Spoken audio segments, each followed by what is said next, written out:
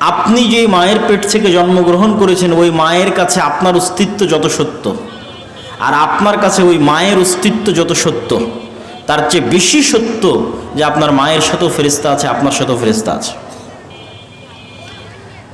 আপনার পিতা এবং আপনার ভাই ও বোনের অস্তিত্ব যত সত্য, তার চেয়ে বেশি সত্য ফেরেশতার অস্তিত্ব।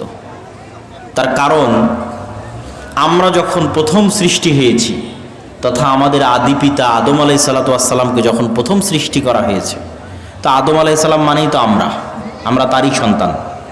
বা আপনার বাপ মানে যেমন আপনি, তো আদম আলাইহিসসালাতু ওয়াসসালাম মানে আপনি।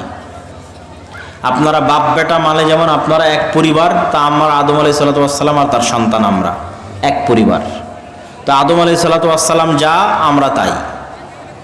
তো আদম আলাইহিসসালাতু ওয়াসসালামকে আল্লাহ যখন প্রথম সৃষ্টি করে, মানে আল্লাহ আমাদেরকে যখন প্রথম সৃষ্টি করে, ওয়াইদ ক্বালা রাব্বুকা লিল মালাইকাতি ইন্নী জাইলুন ফিল আরদি খলিফা।